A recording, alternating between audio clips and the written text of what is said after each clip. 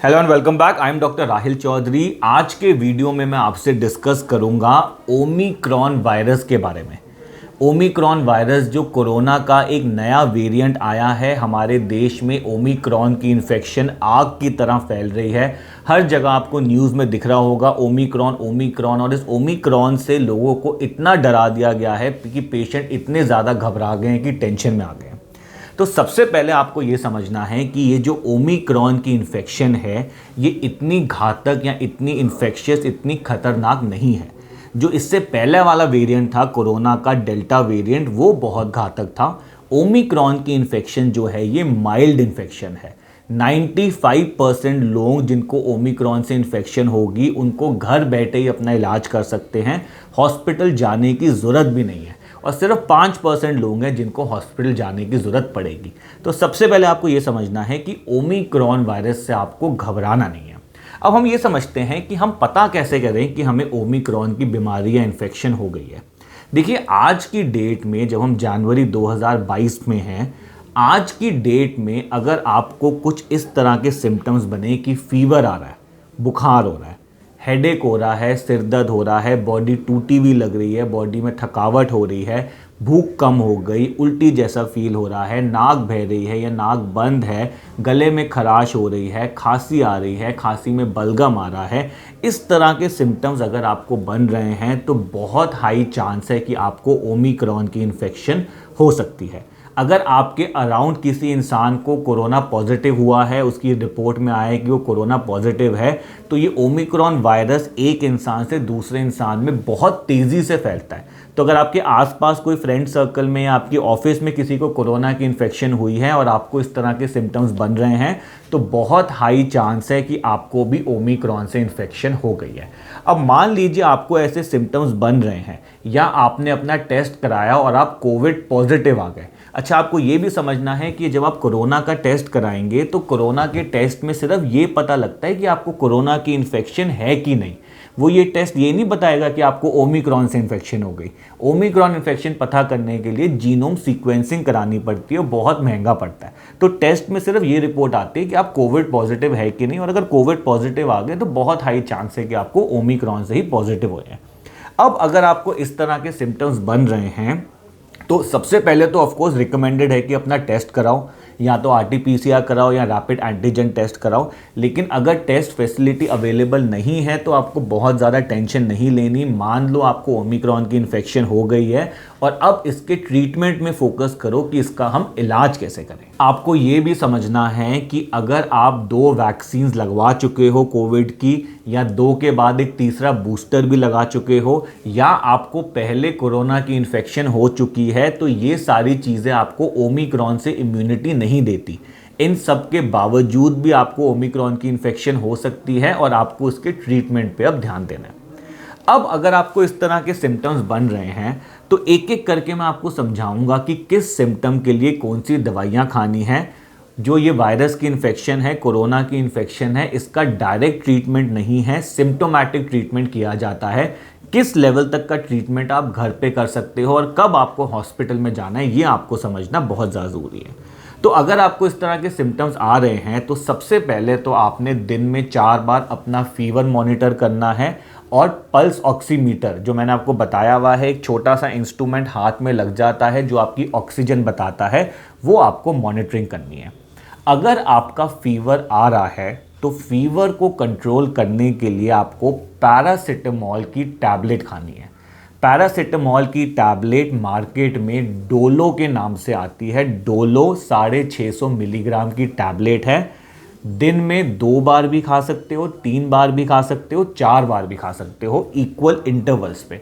जैसे अगर 2 बार खा रहे हो तो 12 घंटे में खाओगे, 4 बार खा रहे हो तो 6 घंटे में खाओगे। और 4 बार डोलो खाने से आपका फीवर कंट्रोल में हो जाना चाहिए। अगर 4 बार डोलो खाने से फीवर कंट्रोल नहीं आ रहा तो आपको हॉस्पिटल जाना है। 4 से ज़्यादा नहीं खानी, मैक्सिमम डोजेज 4 बार ही है। और ये मैं बात कर रहा हूँ एक एडल्ट की, बच्चों की बात नहीं कर रहा। अगर आपकी नाक बह रही है, बहुत ज़्यादा छींकें आ रही हैं, नाक बह रही है, आंखों से पानी आ रहा है, तो आपको मॉन्टेर एलसी की टैबलेट रात को सोने से पहले खानी है 5 दिन। अगर आपको बहुत ज़्यादा नाक में ब्लॉकेज लग रही है कि नाक बिल्कुल बंद हो गई, सांस ले रहे हैं तो सांस खींची नहीं जा रही, नाक बिल्कुल बंद बंद है, तो ऑट्रीविन नेज़ल स्प्रे आता है या ऑट्रीविन नेज़ल ड्रॉप्स आती है, उसको दिन में 3 से 4 बार यूज़ करिए 5 दिन तक। अच्छा, एक बात हमें और समझनी है कि अगर आपकी नाक बहुत ज़्यादा ब्लॉक हो रही है या गले में खराश काफ़ी ज़्यादा हो रही है तो आप स्टीम भी ले सकते हैं। स्टीम से भी काफ़ी आराम मिलता है और साथ ही में आप गर्म पानी के गार्गल कर सकते हैं। थोड़ा सा गुनगुने पानी में थोड़ा सा नमक डाला, उसके गार्गल कर लिए, या बीटाडीन से भी गार्गल कर सकते हैं। बीटाडीन गार्गल स्पेशल आती है दवाई, उससे आप दिन में सुबह शाम गार्गल कर सकते हैं, उससे भी आपको काफ़ी आराम मिलेगा। अगर आपको बहुत ज़्यादा खांसी आ रही है, खांसी में बलगम आ रहा है या खांसी के टाइम गले में दर्द हो रहा है, गले में खराश हो रही है, तो आपको एंटीबायोटिक का कोर्स भी शुरू करना है। कौन सी एंटीबायोटिक? जिफी के नाम से एक टैबलेट आती है 200 मिलीग्राम की, ये आपको सुबह शाम खानी है 5 दिन। और अगर बहुत ज़्यादा खांसी आ रही है, बहुत बलगम आ रहा है, तो ग्रेलिंटस सिरप करके आता है एक, 2 चम्मच सुबह 2 चम्मच शाम को 5 दिन। ये ट्रीटमेंट्स आप घर पे कर सकते हैं, लेकिन ऑफ कोर्स ये ऐसा नहीं है कि आपने मेरी वीडियो देखी और ट्रीटमेंट शुरू कर दिया। ट्रीटमेंट शुरू करने से पहले अपनी डॉक्टर की सलाह बहुत ज़्यादा ज़रूरी लेनी है। अगर आप डायबिटिक हैं या आपको हाइपरटेंशन की प्रॉब्लम है तो आपको और ज़्यादा सतर्क रहना है और दवाइयों को अपने डॉक्टर की सलाह पे शुरू करना है। आजकल ये भी बहुत चल रहा है कि एंटीवायरल मोलनुपिराविर करके जो दवाई आ रही है उसका बहुत ज़्यादा रोल देखा गया है। देखिए, ऐसा कोई रोल नहीं है, ये फालतू की चीज़ें हैं। सिम्टोमेटिक इलाज होता है वायरल ट्रीटमेंट में और पेशेंट बिल्कुल ठीक हो जाता है। तो अननेसेसरली ये जो दोबारा शुरू हो गया सब कुछ कि फैबीफ्लू खाओ, मोलनुपिराविर खाओ, ये जो अलग अलग एंटीवायरल आ गए हैं, इनकी कोई ज़रूरत नहीं है लेने की। घर पे रेस्ट करो, बेसिक ट्रीटमेंट करो और आप बिल्कुल ठीक हो जाओगे। लेकिन इन सब के बावजूद अगर आपका फीवर कंट्रोल में नहीं हो पा रहा, सांस चढ़ रही है, सांस लेने में दिक्कत हो रही है, ऑक्सीजन सैचुरेशन आपने टेस्ट करी, आपकी ऑक्सीजन सैचुरेशन 94 से नीचे जा रही है, छाती में दर्द हो रहा है, पैल्पिटेशंस हो रही हैं, जी घबरा रहा है, दिल की धड़कन फील हो रही है आपको, या आपको जनरली अनकंफर्टेबल लग रहा है कि बैठ रहे हैं तो एंजाइटी हो रही है, कंफर्टेबल नहीं है, जी घबरा रहा है कि मन में कुछ गड़बड़ी लग रही है, तो आपको होम ट्रीटमेंट बंद कर देना है। सीधा हॉस्पिटल जाओ, वहाँ पे अपने आप को एडमिट कराओ और डॉक्टर की निगरानी में आपका ये ट्रीटमेंट चलेगा। तो अगेन इस वीडियो को बताने का पर्पस ये है कि आपको बेसिक पता हो कि कैसे कैसे ट्रीटमेंट होता है। ओमिक्रॉन से घबराना नहीं है। ओमिक्रॉन की इन्फेक्शन बहुत माइल्ड इन्फेक्शन है। टाइमली ट्रीटमेंट कर लोगे तो 95% लोगों को हॉस्पिटल जाने की ज़रूरत भी नहीं है। लेकिन आपको ये समझना ज़रूरी है कि अगर सिम्टम्स कंट्रोल में नहीं आ रहे तो मतलब ये इन्फेक्शन सेकंड स्टेज पे जा रही है। अब आपको हॉस्पिटल की सपोर्ट की ज़रूरत है और वहाँ पे आपका प्रॉपर इलाज होगा कि आपको ऑक्सीजन दी जाएगी, प्रॉपर मॉनिटरिंग करी जाएगी, इस हिसाब से उसका इलाज किया जाता है।